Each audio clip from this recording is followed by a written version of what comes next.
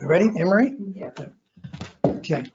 This is a regular monthly meeting of the Augsburg Bridge and Port Authority. It is Wednesday, November 10th, 2021. It is 4:15 p.m. This meeting is called to order. Mr. Lawrence? Thank you, Mr. Chairman. We have no letters in communication, but we do have quite a large board read file. Deals a lot with what's going on with the border and back and forth. I think a lot of people have already are pretty familiar with all of that, so nothing really outstanding there. Did anybody have any questions on any of that was sent? No. Very extensive, thank you. It's not, excuse me, approval of board minutes, October 7th, 2021 and October 13th, 2021. Mr. King? Yes, both sets of minutes were gone over and found to be in order, and so I would approve for their, or I would move for their approval. I'll get that out. Okay, thank you. Is there a second to that? I'll second that.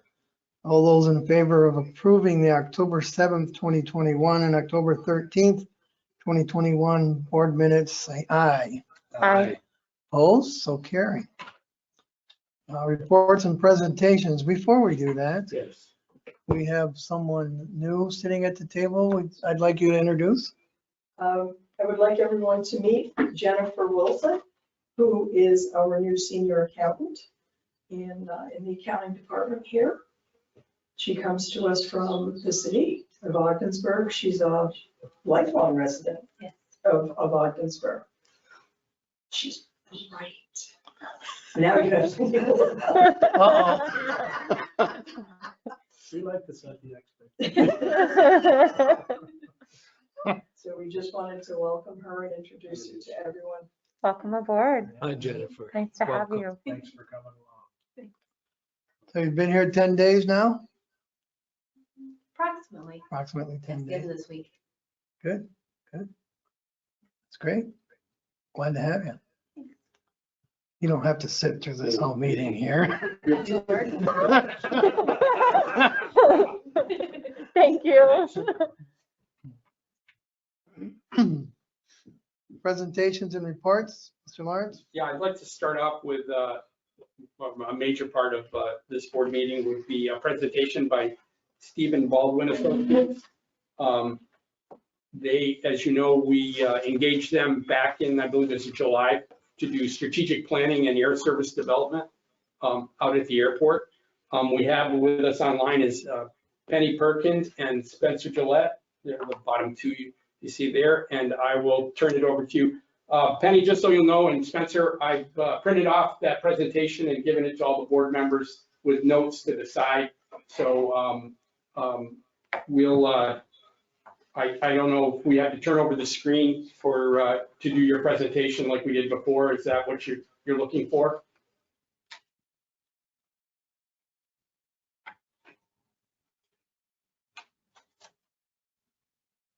Can you hear us? Sorry, I was muted there as I was getting the pop-up. So I think I was selected as a presenter. So let me get that going.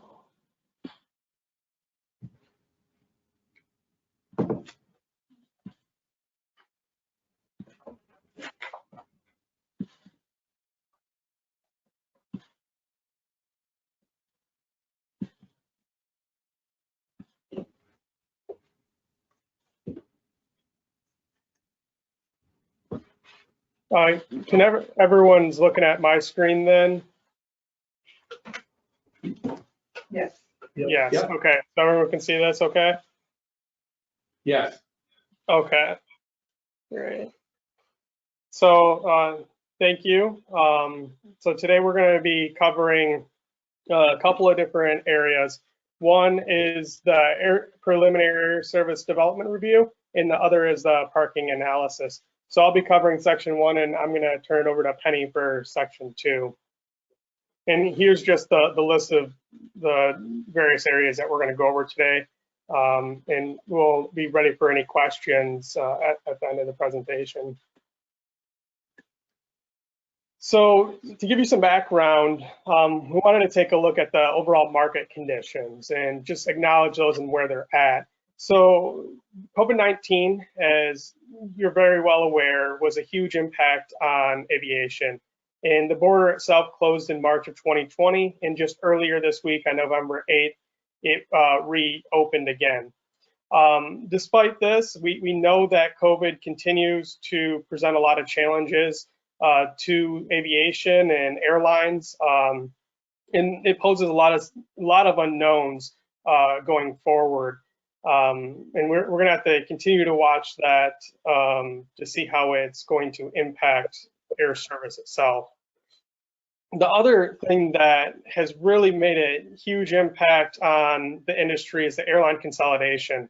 So over the past 20 years, there's been many mergers. As an example, Delta, Northwest, and some others here on the slide you can see. But what that's really done is created the top 4 carriers having over 80% of the domestic market share, with the remaining 20% split between the smaller carriers, such as Allegiant and JetBlue and the others. And that really affects the overall carrier pool and limits that today compared to a decade ago.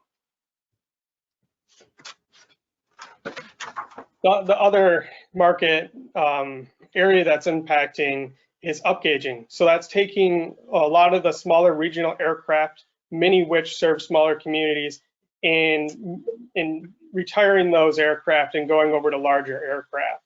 And COVID-19 actually fast-tracked that for many airlines and really reduced the fleet sizes. And as a result, that made it a little bit harder for smaller communities, specifically regarding the frequency of flights and the number of destinations. We do know that the airlines will be purchasing new aircraft, but those are going to be phased in over time, and they're generally looking at larger aircraft compared to the smaller aircraft that they retired. Another thing is the ultra low-cost carriers and low-cost carriers.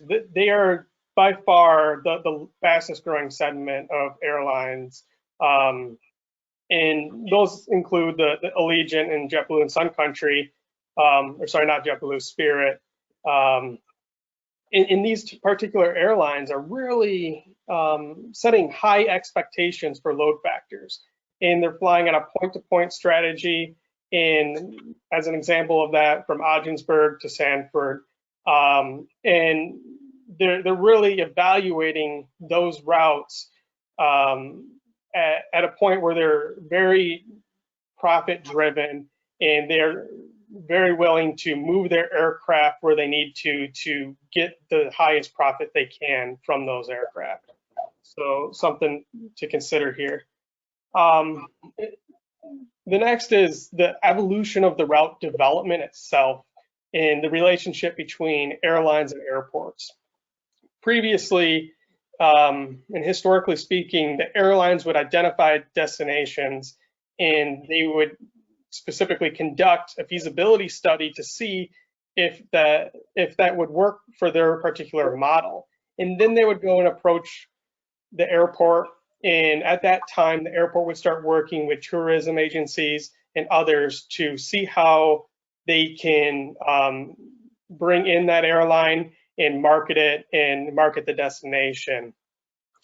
Today, the airlines really expect the airports to do a lot of the upfront work in identifying where their passengers want to go and what destinations particularly are good for the airport, and then what airlines might that suit.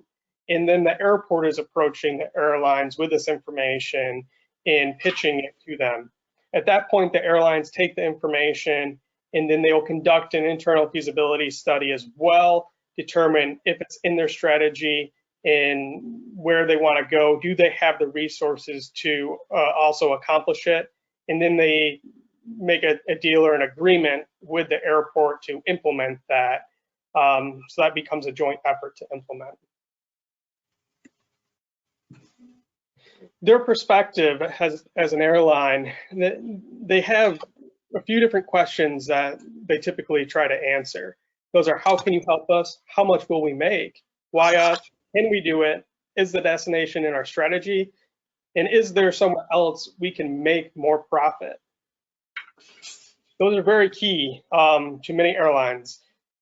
In some of the airlines, such as a Delta or a network carrier, might look at, is the destination our strategy as one of their priority questions?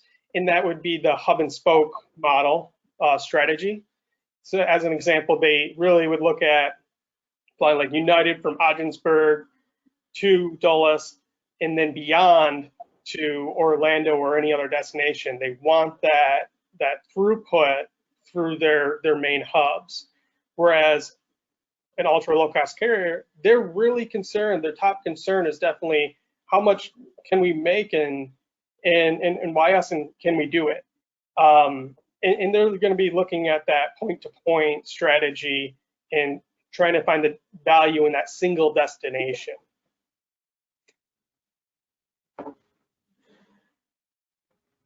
Looking at the air service history of your airport, it started in 1957, and over time, there has been 19-seat aircraft and even 9-passenger aircraft with a frequency of 6 flights per day in 2009 through Cape Air.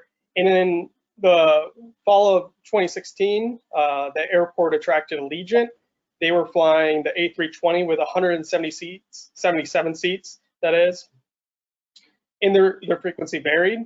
And today, SkyWest is providing 12 flights per week, approximately, with 50-seat aircraft direct to Dulles.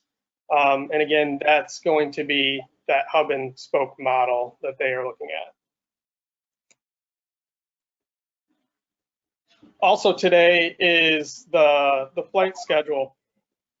This is really important because it can drastically impact the connections and the ability for passengers to easily travel from Ogdensburg to destinations and then return back. So as you can see here, the area of some concern is the Ogdensburg to Dulles from 10 a.m. arriving at 12 p.m. or noon. And that can present some challenges with connections. So that's something that may have to be looked into in the future. And we do know that the airport management has brought this up with SkyWest and is seeking to see if there might be a better time to accomplish connections for passengers. Here's a graphic of the employment history. It's certainly increased up to 2019, and in 2020, like all the other airports throughout the entire country and really world for that matter, significant decrease that was seen everywhere. It's something that a lot of airports are going through, and a lot of airports are also trying to increase that back. So there's lots of competition amongst airports specifically to regain the numbers that they previously had. And at the peak here in 2019, we can see that it was about 27,000 employments. Looking at 2019 specifically, we can see some seasonality in the month-to-month chart that you're seeing today, with peaks where spring break travelers would likely be, and kind of decreasing in the late spring and increasing a little bit back again. So spring break is definitely a large portion of that. And I want to show here the split in 2019 between Allegiant and SkyWest. Almost a very even split, almost 50-50 between Allegiant and SkyWest in 2019. And you can see how that really changed from airline to airline over time throughout the year, with September specifically being only SkyWest, as Allegiant didn't have any or very little flights in that month. And you can see in the March and April timeframes here where Allegiant had a lot more of the market share. Passengers were flying to a lot of different destinations, but out of that, 4 out of the top 10 were to Florida. You can see a little bit of the difference between some of the data that we received from March to June of this year compared to 2020. But out of this, you can see some commonalities between them, such as Tampa and Orlando, Florida being up there in the top 3 or so. But market travel during COVID really changed a lot, and there was definitely a difference between vacation travelers and business travelers. Though we don't have specific data for your airport, we know that is the case throughout the entire country and likely applies as well. And that might affect what we're seeing here for top destinations.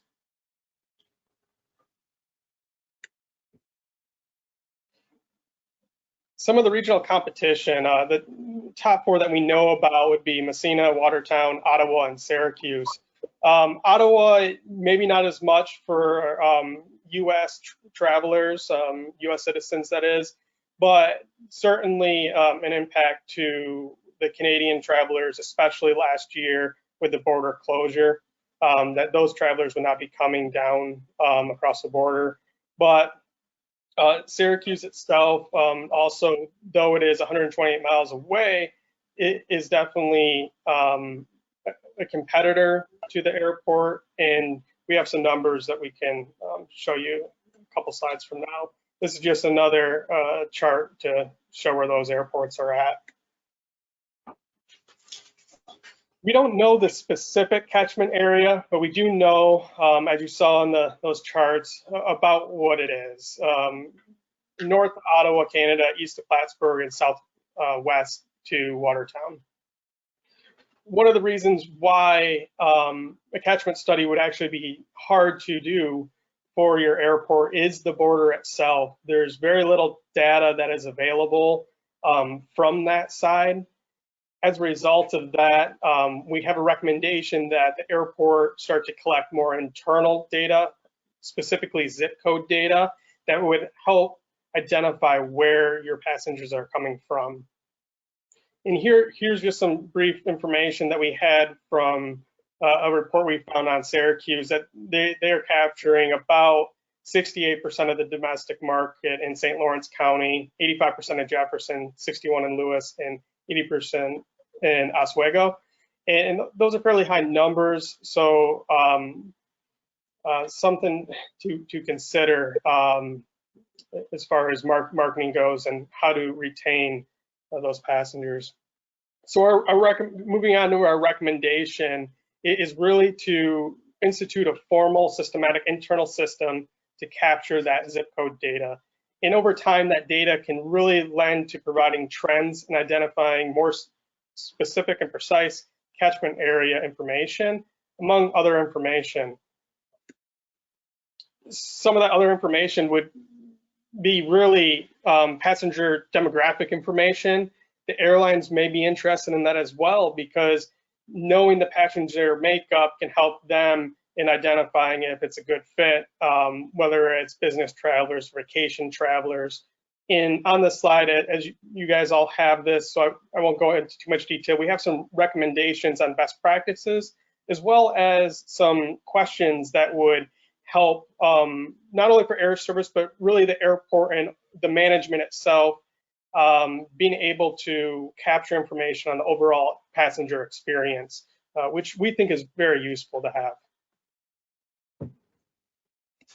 Spencer, if I might add also, it's just that data is just so important for the airlines to know when you have discussions with them. So it's really important to have accurate and current data about who your passengers are, how many you have, where they're coming from, where they're going to, because that is all key information that you would present in a pitch meeting with an airline that they would definitely want to know.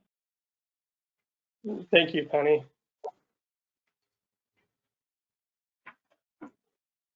As part of our analysis, we captured some feedback on some of the opportunities and threats. Those opportunities include Fort Drum, the universities, medical personnel, Canada and Ottawa, especially now that the border has opened back up, and angler tournaments in the Thousand Islands vacationers. We note that these are target markets and typically are reached through awareness and marketing campaigns to seek them to use the airport. Some of the threats, we talked about some of the regional competition, but others include the one direct flight is a threat. There's limited options for the region to where they're going to fly to. There's a smaller population within the region with the means to travel, and that results in a smaller demand. The COVID pandemic, we talked a little bit about that before, but that can continue to present some unknowns, both for airports as well as airlines, and that can impact new growth from airlines as well in those overall market conditions we talked about earlier. So some things to consider. And the other is currently there's no other airline incentives available. And note on airline incentives is that it can be a pretty high risk option, particularly in regards to low cost and ultra low cost carriers, because they have a very high level of load factors that they are looking for at that 90+%. And Allegiant here is an example of that, that previously served your airport. Another consideration is the flight destinations and direction. We talked a little bit about the concerns related to the timing of the flights and the frequency, but also the direction. So it's important to look at where passengers want to go. Are they able to make those connections? And that's both important for the vacation traveler as well as the business traveler. And we have heard that there's some discussion regarding Chicago. We've heard that could be something to consider as maybe an additional point of service or a change. So that's something that should be evaluated a little bit further, but we don't have specific insights on that yet. But our overall recommendations and takeaways include that the current market itself is very challenging for new air service initiatives. That's not just the case at Ogdensburg, but that's the case at all airports. And in airports that are medium hub and large hub airports are also fighting for that service and trying to regain the level of passengers that they previously had. And that's in the context of also less aircraft that are available in the country, and some other pilot shortages and other staffing needs that the airlines have as well. Airline strategy itself is going to drive the overall focus of where, when, and if carriers expand. So that's the network carriers and their hub and spoke model, the ultra low cost carriers and low cost carriers and their point-to-point model, and that focus more on the leisure traveler compared to the business traveler for network carriers. And we know from the numbers that Ogdensburg employments were rising prior to COVID, which is a really good sign, in that the market share was pretty evenly split between Allegiant and SkyWest. However, the loss of Allegiant is definitely a significant setback, and could be perceived as a warning flag to other carriers right now in the near term. Top destinations for Ogdensburg travelers are focused within the Florida and Southern market, especially during that spring break season. Flight schedules can drastically impact the passenger's ability to connect and should be evaluated at Ogdensburg for connection to the top passenger destinations. And that airlines are looking for airport incentives to expand in new markets. However, this does not guarantee long-term success in retaining an airline, especially with low-cost carriers and ultra-low-cost carriers. Some things that can be done with air service development include establishing a formal and consistent approach to gathering accurate employment data and passenger demographic information. We know that this is very useful in discussions with airlines, and they'd like to see as much of it as they can. In continuing those routine connections with both your current airline, especially in airlines that are prospective. And you can do that through one-on-one meetings, or you can also do that through attendance at trade events, such as ACI Jumpstart or Takeoff North America, to name a couple. And potentially considering an airline incentive for new entrants. Consider a larger and formal air service development study by Aileron to drill down into data and patterns. So that would be a deeper dive than what we performed. They would really get into a lot more of the data, but it might not be something that needs to be done right away in the context of the current market, but something maybe to consider in the future as the overall industry starts to rebound better. And then considering increased marketing efforts to reach untapped target demographics within your region.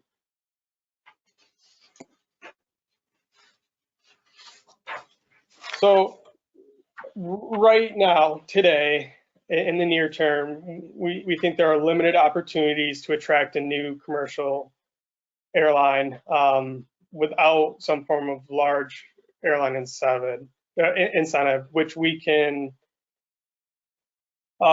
involve significant risk, as we've discussed. And a better strategy, we feel, is to focus on revenue generation from areas that the airport itself and the airport management has more direct control over.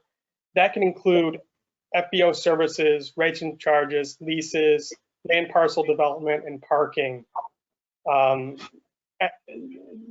Specifically for the FBO, which the airport owns and manages, there's areas in that both airlines as well as general aviation could really benefit from. Having an FBO and developing a facility that's not necessarily large, but with complete services that are typical amongst FBOs, airports throughout the country, such as pilot lounges, quiet rooms, an office, or even a boardroom, that those areas could be used by airport staff, travelers that are using the FBO, and pilots. And another area would be developing a year-round hangar that would be winterized, so that way you can actually store aircraft that fly into the airport, especially during the winter when there's snow conditions, and other equipment. And on the equipment side, we know that there was recently an infrastructure bill that was passed. As part of that, green technologies could be evaluated. That could include looking into ground transportation equipment that is electric based, maybe even aircraft handling tugs that could be that way as well. And a couple other items to maybe look into acquiring would be a ground power unit and a lavatory service cart. These things are routinely needed by aircraft of all sizes, both on the general aviation and airline side, and charter operators as well might rely on the airport to be able to, or FBO specifically, to provide some of these services, as opposed to a normal network carrier, which might provide some of those services on their own. So these are a few things that we know the airport would have more direct control of. And with that, I'm going to turn it over to Penny to talk a little bit about just an initial review of the parking that we performed. Okay. Thank you, Spencer. Can everyone hear me okay? Mhm. Yeah. Okay, great. Thanks. So just to sum up about the air service development, basically the idea is like the current market is very difficult. The pandemic still presents enormous unknowns, and you have limited service at an EAS. And so we're overall what we're suggesting, like this, the reality of the current market and your situation, it really doesn't bode well for increased air service development. And that's not to say that wouldn't change in the future, but right now, that's the unfortunate reality. There are just a lot of market constraints going on right now, primarily because of COVID and the competition, but also just the general situation of your EAS status and just the one flight.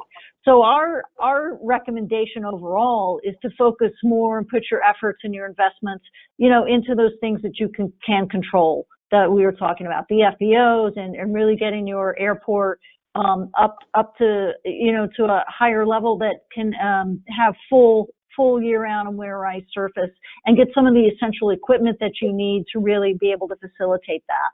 And then what we would suggest is to look at these, various areas that we talked about, the rates and charges, the leases, the parking, et cetera. And then we can start to help you look at more in-depth analysis for each of those areas and make our recommendations about how to try to increase revenues with those areas that you have more control over. So the parking analysis is really an example of that. Just to show, we went in, we did an analysis of what's going on now, what you have, and then some suggestions for how to increase that. And so this is an example of how to do this for each of the areas. Okay. So next slide, please. Thanks. We looked at what's going on now, and so here are the rates that you have, free for 30 minutes and various charges up to $8 daily maximum.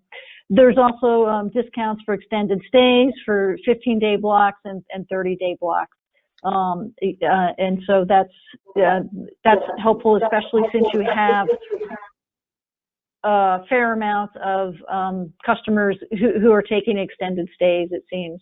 You also have some incentive programs, and that's very useful to have as well. Zoom rewards, a point system that you can cash in for free parking. And then there's also the sort of customer experience upgrades you've had, like the Zoom lane, so that you have, passes and electronic passes that just help make it easier. So, we think those are all kind of in line with the size of airports that you have and that you're doing pretty well with that. Next slide, Spencer. Thanks. We also looked at the data and charted out, what your gross revenue is over a 5-year period, and oops. Yep, thanks. So we have a high of 300,000. Again, that same pattern you see kind of level and increase, in the previous years. And then for 2020 with COVID, market decrease. And again, that's an industry standard, and that happened across the board. We did also some analysis per transaction. So we saw that, $31 was the highest average revenue. So again, I think that sort of indicates those extended stays. Again, to give you a sense of how people are using your parking. Next slide, please. And then we also looked at it in terms of revenue per enplanement and see what the average was. So that was a little shy of $13. And that stayed pretty steady even in 2020, which was an interesting, kind of outlier. Given the pandemic. So the average stayed the same. We looked at the usage, overall usage, and, you see for, the last 4 years at least, it's approaching 50%. So, and from that, we get some, things that we can sort of predict that vacation travelers are, got one vehicle with multiple people and the car is staying for several days, and again, as is industry sort of standard, you have business travelers who tend to travel individually and for shorter periods of time. But really getting some more of this data and systematizing the collection of it can, really help to understand and be able to pinpoint some of these trends that's going on for your own parking. Next slide, please. So overall, it's important to know that, in a lot of airports, parking and concessions represent some of their highest avenues of revenue. That's not typically the case in smaller airports and, especially GA airports. But, it does provide, some significant revenue for you. And so it's an important thing to look at and to try to increase where possible. We think one of the most important things is really using the parking data and, potentially Wi-Fi service surveys is to collect those license plates and the zip code data to really have a comprehensive and accurate picture of exactly who your passengers are and where they're coming from. So that's very important for several reasons. But, it'll help you where to target marketing, and it will also help you with future discussions with airlines in making the case for the demand that you have.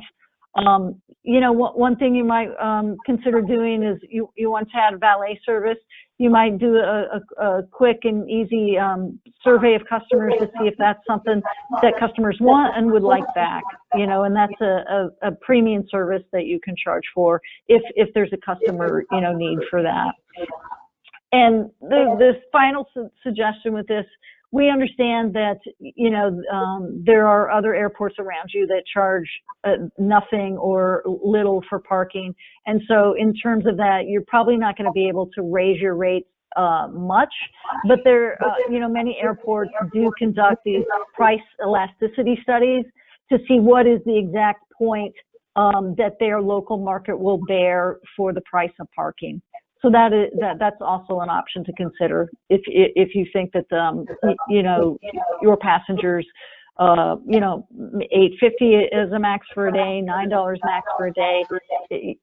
You have we've worked with other airports to do these kinds of studies, and even raising the price $1 or $1.50, over time collectively, it can result in a percentage-wise, it's significant to increase the revenue. I think that's the last slide, right, Spencer? Yeah. So anyway, that's just sort of a quick analysis of parking, but that kind of analysis we can help you with the other topics as well for potential revenue increases. Well, thank you, Penny and Spencer. I have some questions that maybe the board has. I'd like to read it over a little bit more. And some of the information in there, I do have questions on, but I would need a little bit more time to review everything and then put together a reasonable question. Sure, absolutely. We're happy to entertain questions, after you've had a chance to digest the information.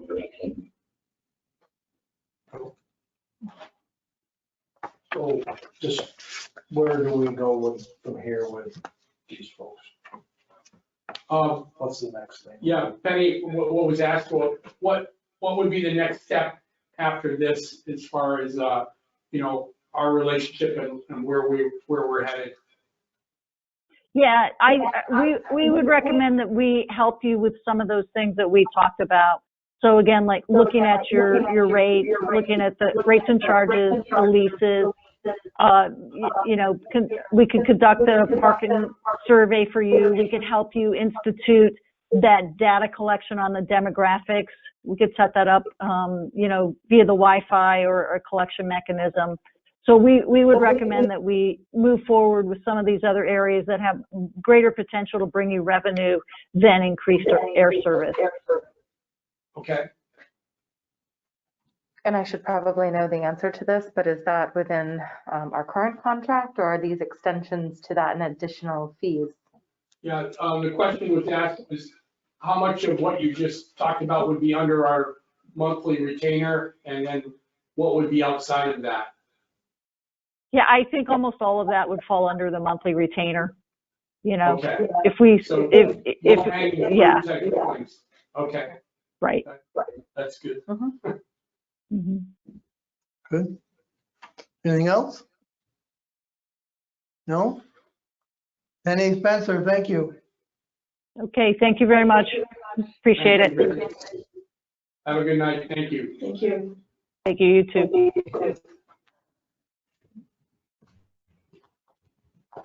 Definitely need time to look at that. I'll discuss maybe at the finance committee or facilities committee meeting. Next week. Yes.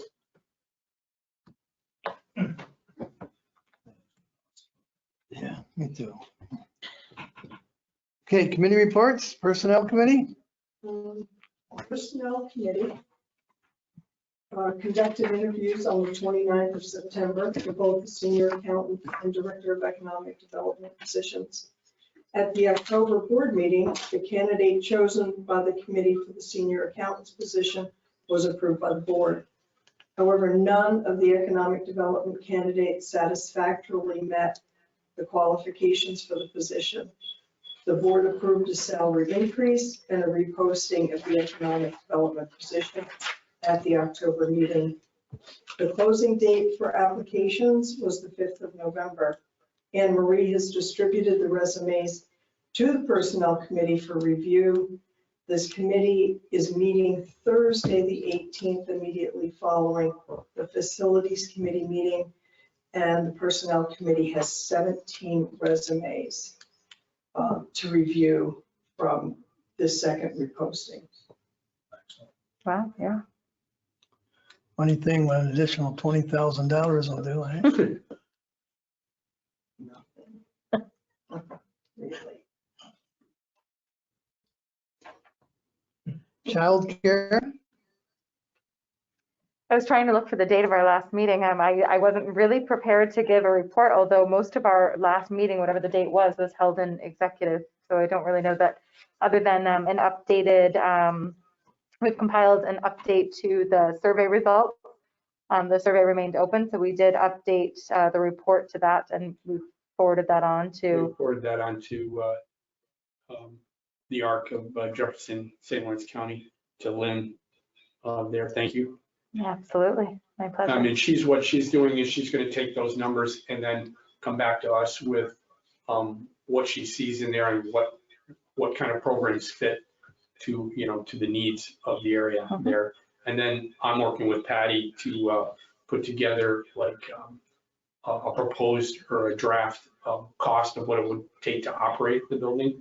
And then we're going to have to, as a board, come up with a number that we'd add in there toward the lease. But I can get those cost numbers, which, the first 5 years shouldn't be with a new building, shouldn't be overwhelming or anything, just more or less placeholders. But then we need to add to that, what we feel is fair and something that, a number they can work with. Right. Not too big, but not too small either. So we're kind of, and that was just a spin-off of the meeting there, so. Thank you. we're still working on funding. Yes. Do we have an anticipated date for when we should hear back about any our grant application? I know with the regional one, I think my understanding would be like the 1st of December maybe. Okay. At the earliest, but with New York State government, sometimes that's what we expect and it goes on. So, Yeah. But that was kind of what I thought I heard.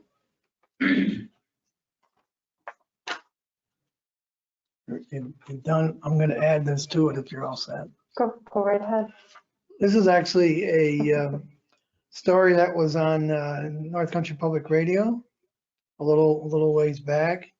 And for the Champlain Valley, 2 areas identified to help economic growth was child care services and cell service. So it's basically the same thing that we're dealing with.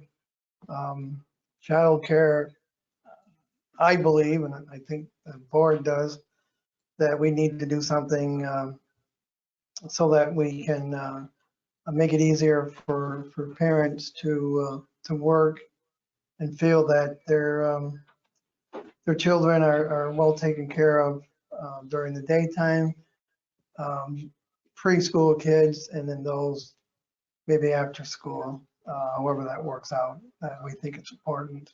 So it's an issue all over New York State, all over the country.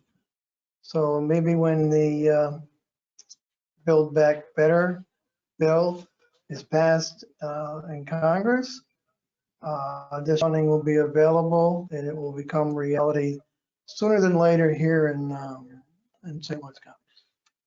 I think one of the biggest obstacles and barriers, especially in St. Lawrence County, is the wages that people make and then the cost of childcare. So if you're making minimum wage and you make $600 a week and then the government takes their third off the top, you're bringing home $400 and childcare costs $200.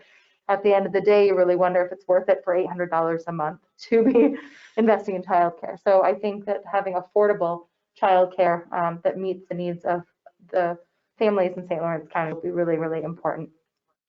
Absolutely. Just wanted to add that to show that it's everywhere. Everyone is having the same issue. Those of us that deal with economic development, there it is, front and center. Can you leave that, please? Absolutely. Okay. Anything else, Nicole? Yeah. Okay. I'm all set. Finance Committee? Yes? I was not present at the Finance Committee at the end of October. I have reviewed the statements and don't have any particular questions or observations about it. I wonder whether Dave has a report. Well, it would be just a standard report. It was obviously you weren't there, so Patty went over the stuff and everything was as it has been, right? We continue to gain and do well, and I assume that you'll cover that in your report. So that's really all I got to say for that. Then let's move, if there are no other questions, we can move right into the income and expense report.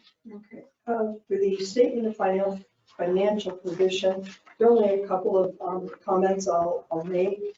Our accounts receivable under current assets, they are 94.9% of open AR is either current or 1 to 30 days.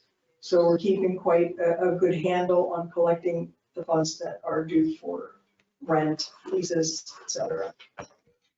Of our accounts payable, our current liability, which at the end of September was 1.1, we have succeeded since then in paying off almost half of that amount, thanks to our last salt ship that arrived the money came in the beginning of October. So we are continuing to make strides in getting our accounts payable in order. I think that's a very important statement, being that there are no more salt ships anticipated for this year. So now we are going to be looking at the income that we would normally make on a day-to-day basis. While we had a beautiful Monday when the border opened, we can't expect that to be the norm. So we're going to be going forward now, having to keep a much tighter rein on our spending and our income. Of the budget to actual, I think everybody can see pretty much where we're above and below budget. The only expense that is extremely troublesome is the Leo at the airport is currently at 84% of its budget as of the end of September, and it should only be about 50% of the budget. I have sent a letter and an email to the city comptroller to ask if she can help understand where our interpretation of that contract may be misled. She had hoped to get back to me by the end of October. I still have not heard back from her. The fuel sales were well above budget. We're at 148% of budget on income, and we are at about 200% on expense. However, we are still making approximately an $88,000 profit on fuel sales at the airport, which had not been expected And that is almost all the general aviation. We had not expected that kind of rebound in airline traffic. Just a couple of notes. The OBPA has finished the CARES Act for airport reimbursement. We are now on to the Coronavirus Response and Relief Supplemental Appropriations Act, shortened to CRSSA. We have found that some of the submissions that were accepted under the CARES Act are no longer accepted under the CRSSA. So we do have to be concerned about the fact that the OBPA portion of airport grants is no longer covered, and what might be considered repair and maintenance is no longer covered at the airport. So I have spoken with Stephanie, and we have put out that if you see something on sale, just because it's a good price right now, please don't buy it, wait until we need it, even if it costs a couple more cents. We have right now not been able to submit approximately $5,000 worth of expenses. We're waiting now on, I believe Vlada said that we're waiting for Caprera's attorney to turn in the final paperwork, then we can close the sale of the property. The PPP forgiveness has been successfully submitted. It's pending review. So we should hear, last time we heard within 3 days. So I'm hoping we hear about that quickly again this time, whether it's been accepted. We received $365,000 in PPP money. Our payroll alone, payroll and benefits, was well over $600,000 during the allowable time. So I'm hoping that we will see another forgiveness of the entire amount. Steve and I have begun working on the budget. We have all of the 19, the 20 and 21 fiscal year. We've done the anticipated from September through March. So Steve and I are now working on that. And I would like to present most of the budget work at the next Finance Committee meeting and give you an upshot on anything that we see that might be out of the norm.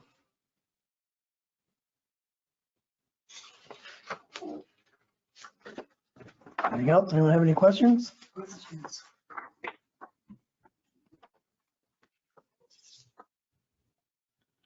No? Okay, let's move on to the bridge traffic report, please. Well, October pretty much was in line with the previous month. We've been running at over, compared to 2019, which is our kind of our benchmark, we've been running about 82 to 85% down from there. And then truck traffic has kind of decreased over that benchmark of 2019, whereas during the first part of the summer, we were actually exceeding that. So there's a trend there that truck traffic is kind of died off a little bit there that, and I don't really know the answers to that. It just could be seasonal. But I will talk about Monday. We did a quick look at what we were getting for traffic after 14 hours, basically from midnight to 2 o'clock in the afternoon. And we took in 10%, where we had 10% of in traffic over October in 14 hours. So what took us, in other words, I think it was almost, I don't know the exact number. I think it was like 3,000 vehicles. And it was, that was 10% of what we did in October, right there, just in 14 hours. But most of it was campers and trailers and campers pulling cars, a lot of snowbirds Amazing. going. Like that. And that kind of, lessened as the day went on, and you saw cars, but not cars in any, but it did, like I think I mentioned to the Watertown paper, that it did remind me of the day before, like Victoria Day or Canada Day. It was that kind of busy. And then I noticed today, I think people, the less, the more people that were more patient. I see a lot of campers still going through, but they're going through at a kind of a metered rate there. So we'll see at the end of the week, and maybe I'll put something out just to give you an idea of how the first week went there when we come back for Friday. We're off tomorrow. So any questions on any of that? What do you think the truck traffic has decreased October 21 from October of 2020? Is that because of all this supply chain I going have to on? think that has something to do with it. And I can't put my finger on it. I haven't heard exactly. There could be that more demand out to the coast with trucks and things like that, rather than internally, maybe something going north-south. I'm just making, a wild guess on that. But we've been very strong all year up until last month. And that's just concerning. Then they are saying that they will require in January that truckers will have to be fully vaccinated. So maybe a lot may decide not to, or so it could become a little bit of a crisis for cross-border commerce, commercial traffic. Right. We need to keep track of that Yeah. in case we need to inform our federal elected officials on that. Any questions? Not report activity occupancy report. Who's doing that? Yeah, passenger traffic, you kind of see right before you can see the numbers. We were at 62 and 59 in July and August, and it's kind of dropped off for flight loads to 37 and then 34 in October. But those kind of, when you think about it, they mirror some of that. Unfortunately, they're a lot lower than, if you took those trends, you'd rather have them all at a higher level with that. We anticipate with Thanksgiving and then the Christmas that we should come up with that. I don't know if it'll come to a 50% flight load, but and I don't have any insight. Stephanie's been very busy with her personal life, so I don't have any insight of what we've done the first week of November. And then on the airport occupancy, you see all the hangars are full, and pretty much everything, nothing unusual in any of that. That's holding strong with the, and like I said, I haven't heard anything either on if there's been demand for hangars or anything like that going forward. Any questions? Now let's move on to the board activity report. Board activity for October was very good, especially for road salt. There was a lot of fill-ups with the local, and then up in the Adirondacks, they use the processed salt thaw rocks, which incidentally, we replenished the stock for Compass on the last 2 weeks. We processed another 10,000 tons for them and stored it in our building 2. So we've got at least half processed for what they consider demand for up. They're using it quite a bit in a lot of the Adirondacks transportation barns. Grain has been good. It just keeps continuing. We've had two different tenants that just keep they just keep refilling what they already have. So we're just down to one area that we've got for storage down there. Also, Mr. King, I did give our rates out to 3 firms, to Bordeaux Brothers, to Gold Star. I saw that you had done that. Oh, okay, I did email you. Well, it was in the board file there. Okay. Nobody responded. They didn't respond, but I mean, you know, when you're talking to them, they sound interested and they wanted rates. So, And I've mentioned to 3 people in the last week. I actually gave Adam's number to one person, said, they were talking about storing corn. mhm, So, I mean, they're right in the middle of trying to figure it out right now. So okay. But, hopefully some calls will come. and then we did have 2 outside firms ask for big players that ask for numbers. So you might have they don't really tell you exactly what they want to store, but they want the rates for winter flat storage. So that's been good. And let's see what else we got here. I know Bordeaux Brothers is full on corn, so whether they want to pay the rate to go here or not, that's up to them. But all in all, it's made our, you know, our labor costs are gone down because in some ways we're handling more processes and we're spreading that cost out. So that's what grains really helped us with. So if you're slow on salt and we're unloading rail cars, there's no, you know, loss of production or efficiency with our group there. So that'll show up long term, I think. Good. Any other questions? Building occupancy report and the industrial commercial prospect report. Patty, you doing that? Yes. Steve has been talking to a current tenant about leasing the old St. Lawrence Health Alliance space. It was set up purely for storage of records. This tenant is concerned with the supply chain problems, and they're looking to bring in essence, office supplies, but they want to store it so that they have it at hand. They're looking, like Patty said, they're looking at forward and not wanting to take any unneeded risks. And basically they want to buy in bulk and have everything there to assure a smooth operation for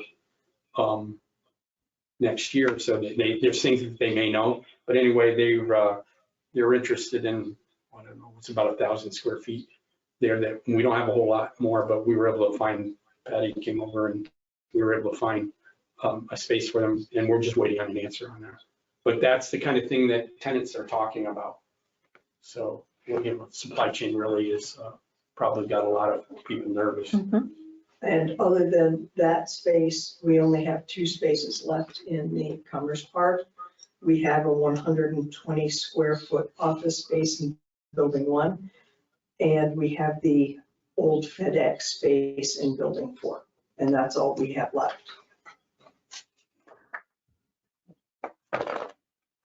Right. It's not good to be out of space. If somebody looks to come and expand. So it's maybe another issue we can talk about the facilities committee.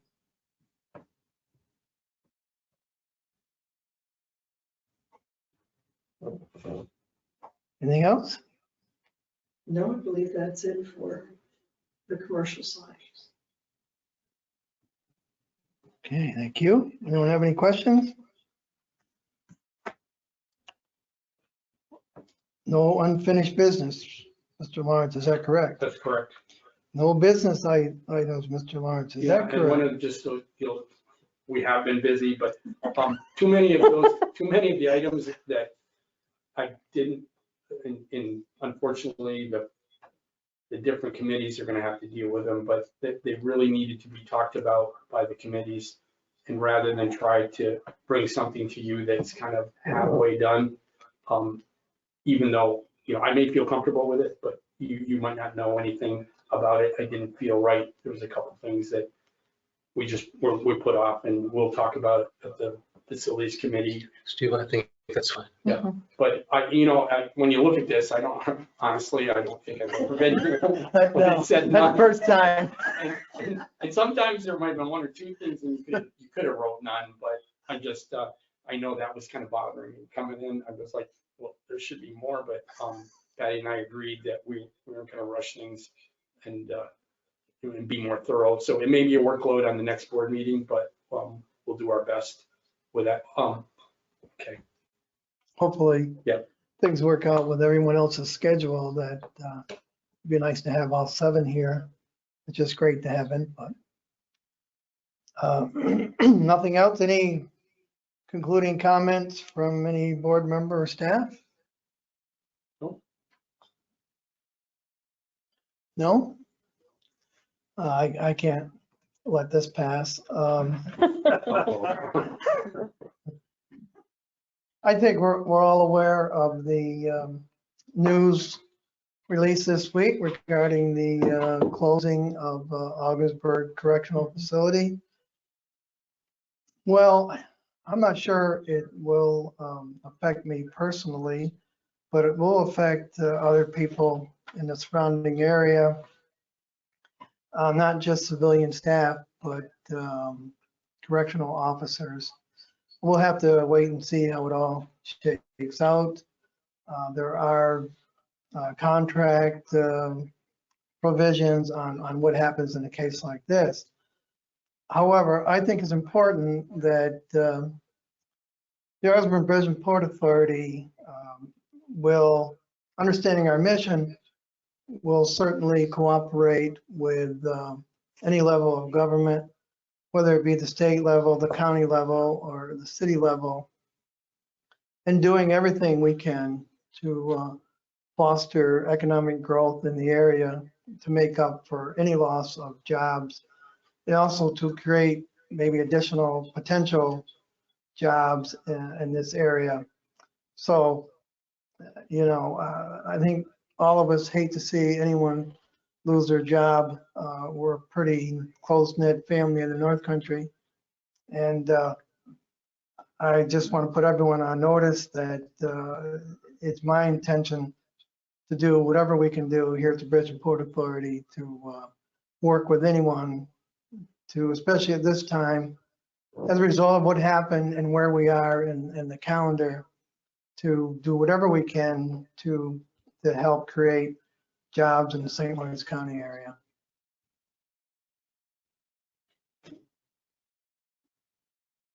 Anyone else?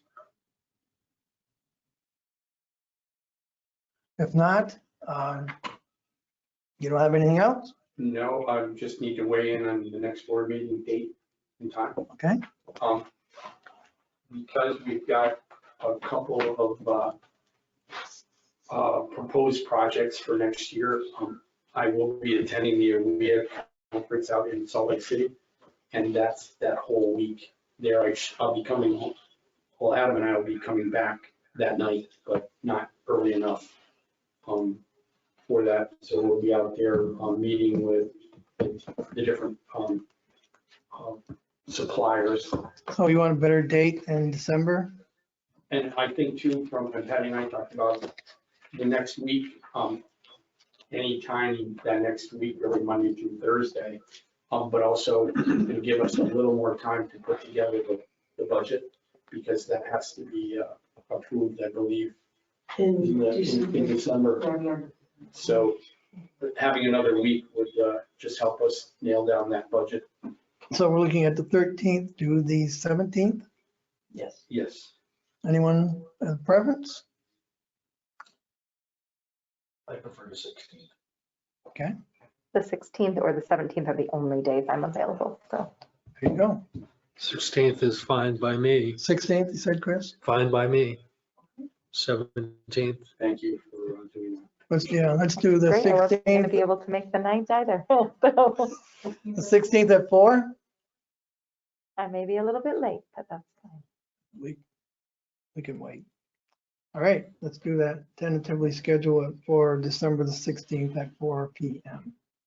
Anything else?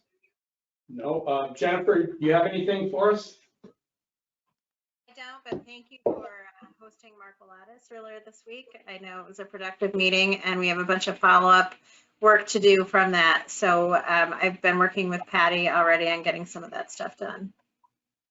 I appreciate that. We appreciate you taking them for the day. I'm sure you do. Thank you, Jennifer. Thanks. If nothing else, is there a motion to adjourn? I'll make that motion. Is it made Second. and seconded? Those in favor say aye. Aye. Aye. Opposed? We stand adjourned. Thank you. Thank you. Happy Thanksgiving, everyone. You Happy too, Thanksgiving yeah. to you. And don't forget, tomorrow, Veterans Day, 11 o'clock. It only lasts